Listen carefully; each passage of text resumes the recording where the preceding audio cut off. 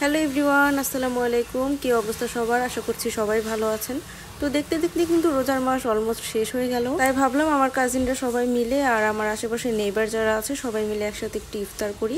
তো আজকে ছিল আমার বাসায় ইফতার মাহফিল। তো কিভাবে সবকিছু অ্যারেঞ্জ করলাম শুরু থেকে সবকিছু দেখানোর চেষ্টা করব। আশা করছি এই ব্লগটা আপনারা সবাই এনজয় করবেন। তো যেহেতু অনেক কাজ, অনেকগুলো আইটেম রেডি করতে হবে, তো আমি একদম সকাল থেকেই শুরু করে দিয়েছিলাম। তো ঘুম থেকে উঠে আমার কিছু ফটোশ্যুট বাকি ছিল, তো সেগুলো শেষ করলাম। তারপর আমি প্রথমে হালিমটাকে বানিয়ে নিব। তো আমি অলওয়েজ রাঁধুনির হালিম মিক্সটা ইউজ করি হালিমের জন্য, আমার কাছে এটার পারফেক্ট মনে হয়। তো মিক্সের মধ্যে যে ডালের প্যাকেটটা ছিল, তো সেটা রেস্টে রাখতে হয় 1 ঘন্টার জন্য। তো সেটা আগে আমি একটুখানি গরম পানি দিয়ে মিক্স করে নিচ্ছিলাম। তারপর এখানে মাংসটাকে ম্যারিনেট করে নিব। এখানে সবগুলো স্পাইসেস, আদা রসুন বাটা সব কিছু দিয়ে দিচ্ছিলাম। যদিও স্পাইসেসগুলো রেডিমিক্সে থাকে, তারপরেও ঝাল আর লবণের ব্যালেন্সটা নিজের টেস্ট অনুযায়ী করে নিতে হয়। তো আমি সব কিছু মশলা দিয়ে এখানে মাংসটাকে ম্যারিনেট করে নিচ্ছিলাম। আর হাতে যেহেতু সময় অনেক কম, অনেক কিছু করতে হবে, তো আমি মাংসটাকে প্রেশার কুকারে আজকে রেডি করে নিব। এভাবে আমি আগে কখনো করিনি, তো যেহেতু আজকে সময় অনেক কম, তাই আজকে প্রেশার কুকারে এই মাংসটা আগে রেডি করে নিব। তো সরাসরি মাংসটা প্রেশার কুকারে বসিয়ে না দিয়ে প্রথমে একটু বেরেস্তা বানিয়ে তারপর সেই তেলের মধ্যে একটুখানি মাংসটা কষিয়ে নিলে আমার কাছে মনে হয় ভালো হয়। তো সেই জন্য আগে আমি একটুখানি মাংসটা কষিয়ে নিলাম, দেন আমি পরিমাণ মতো পানি দিয়ে এই প্রেশার কুকারে ঢাকনাটা লাগিয়ে দিব। তারপর সিটি দিয়ে নিব 2 থেকে 3টার মধ্যেই মাংসটা হয়ে যাবে।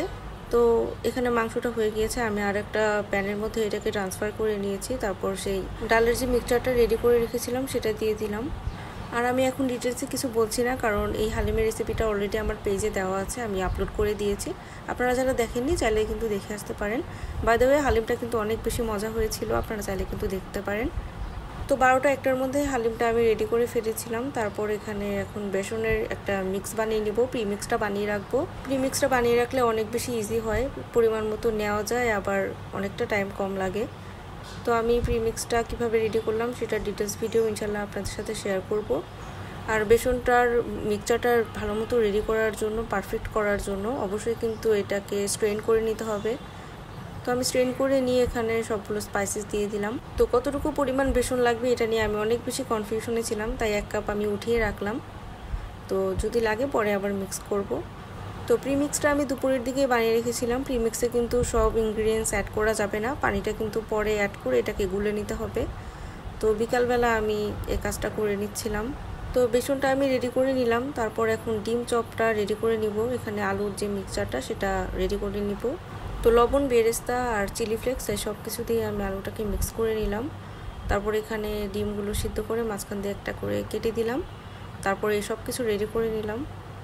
তো এগুলো দেখতেই কিন্তু অনেক বেশি ভালো লাগছিল। তো এটা আবার বেসনে কোট করে ফ্রাই করে নিতে হবে। তো এই ডিম চপগুলোকে শেপ দিয়ে আমি কিছুক্ষণ রেস্টে রেখে দিয়েছিলাম, রেস্টে রাখলে খুব ভালো মতো সেট হয়ে যায়।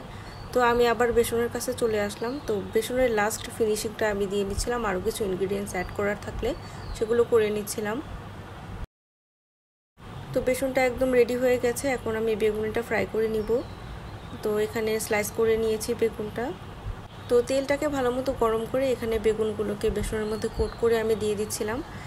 অ্যান্ড দেখতেই পাচ্ছেন কত সুন্দরভাবে এগুলো ফুলে উঠছে। আর বেগুনিগুলো অনেক বেশি সুন্দর হয়েছিল, সবগুলো বেগুনি একদম পারফেক্টভাবে ফুলে উঠেছিল, তো একটাও মিস হয়নি। তো বেগুনি পারফেক্ট হওয়ার জন্য সব থেকে ফোকাস দিতে হয় যে জিনিসটার উপর, সেটা হলো বেসন। বেসনের মিক্সচারটা ভালো হলে বেগুনিটা অবশ্যই ভালো হবে। তো আমি আমার লাইফে যতবার বেগুনি বানিয়েছি আমার মনে হয়েছে এটাই সবচেয়ে বেশি পারফেক্ট হয়েছে। তো আপনারা দেখেই নিশ্চয়ই বুঝতে পারছেন। আর সবথেকে বড় কথা হলো বেগুনিগুলো একদম ফুলকো ছিল একদম শেষ সময় পর্যন্ত। তো আমি একটা বেগুনি ভেঙে একটু দেখিয়ে দিচ্ছি, এই দেখেন একদম পারফেক্ট হয়েছে। তো আমি এই রেসিপিটা আপনাদের সাথে শেয়ার করব। তো বেগুনিগুলো এত ভালো হয়েছিল, মানে হোটেল রেস্টুরেন্টেও অনেক সময় এরকম হয় না, তো এত সুন্দর হয়েছিল। তো বেগুনির পালা শেষ, এখন যে ডিম চপগুলো আমি রেডি করে রেখেছিলাম সেগুলো এখন ফ্রাই করে নিতে হবে। তো আম্মু এখানে ফ্রাই করে নিচ্ছিল, তো আমি একটা একটা করে দিয়ে দিচ্ছিলাম। তো তারপর যে তরমুজটা নিয়ে আসা হয়েছিল সেটা দেখার পালা, যে ভিতরে কিরকম হয়। তো এটার নাম তরমুজ বলবো কিনা এটা নিয়ে কনফিউশন, কারণ এটার নাম তো এখন চেঞ্জ হয়ে গেছে, মধু, রসমালাই, আগুন এটাই হয়ে গেছে। তো মাশাআল্লাহ খুব সুন্দর কালার তরমুজের, আর অনেক বেশি মিষ্টি ছিল এটা। আসলে মধু রসমালাই নাম তো আর এমনি এমনি হয়নি, নামের সাথে কাজের একদম মিল আছে। কালারটা জাস্ট দেখেন, জাস্ট ওয়াও লেভেলের একটা কালার। তো তো বসে থেকে শুধু মধু মধু আর রসমালাই করলে তো হবে না, আরও অনেক কাজ বাকি আছে। তো আমি চলে আসলাম আবার পেঁয়াজুটা রেডি করতে। তো অল্প একটুখানি ডাল বাটা দিলাম আর এতগুলো পেঁয়াজ কুচি এখানে দিয়ে দিলাম। তো তারপর এখানে সবগুলো স্পাইসেস দিয়ে দিচ্ছিলাম, কাঁচামরিচ দিয়ে দিচ্ছিলাম বেশি করে। তো আরও যা যা কিছু লাগে সব কিছু এখানে অ্যাড করে দিচ্ছিলাম। তো তারপর মিক্স করে নিচ্ছিলাম, তারপর এটাকে ফ্রাই করে নিতে হবে। তো আমি এদিকে পেঁয়াজুর মিক্সচারটা রেডি করে নিচ্ছিলাম আর ওইদিকে দেখলাম আম্মু স্প্রিং রোলগুলোকে ফ্রাই করে নিচ্ছে। তো এটা আমি আগেই রেডি করে রেখেছিলাম, রেডি করে ফ্রোজেন করে রেখেছিলাম। এখন জাস্ট এটাকে ফ্রাই করে দিলেই হয়ে যাবে। আসলে কোনো কিছুর একটা অ্যারেঞ্জমেন্ট করতে গেলে একদিনেই কিন্তু সব কিছু হয়ে যায় না, আগে থেকেই কিছু কিছু করে কাজ এগিয়ে রাখতে হয়। তো স্প্রিং রোলগুলো খুব পারফেক্টভাবে এখানে ফ্রাই করা হয়ে গিয়েছে। তো স্প্রিং রোলের ভিডিওটা ইনশাল্লাহ আপনাদের সাথে একদিন শেয়ার করব। আর স্প্রিং রোল কিন্তু মোটামুটি সবারই অনেক বেশি পছন্দ, অনেক সুন্দর ক্রিস্পি হয়েছিল এগুলো। তো সবগুলো রোল কিন্তু ফ্রাই করে নেওয়া হয়ে গিয়েছে। এখন যে পেঁয়াজুর মিক্সচারটা রেডি করে রেখেছিলাম সেটা এখন ফ্রাই করে নিব। তো এভাবেই একে একে সবগুলো কাজ গুছিয়ে নিচ্ছিলাম, সব কিছু তো আর দেখানো পসিবল না। তো এদিকে হালিমটাকেও সার্ভ করে নিচ্ছিলাম, এটা তো আগেই রেডি করে রেখেছি। তো এখন সব কিছু ধনিয়া পাতা, শসা, লেবু সব কিছু দিয়ে গার্নিশ করে নিব। তো একটা বোলের মধ্যে সার্ভ করে দেওয়ার পর আরও সিঙ্গেল বাটিতে সার্ভ করে দিচ্ছিলাম। তো এই তো মোটামুটি সব কিছুই গুছিয়ে নেওয়া হয়ে গিয়েছে। তো পেঁয়াজু, বেগুনি, আলুর চপ, স্প্রিং রোল আরও ছোলা ভুনা করা হয়েছিল। তো ফ্রুটস আইটেম আরও যা কিছু ছিল সব কিছু কিন্তু রেডি করে নেওয়া হয়ে গেছে। এখন প্লেটিংগুলো করে নিলাম।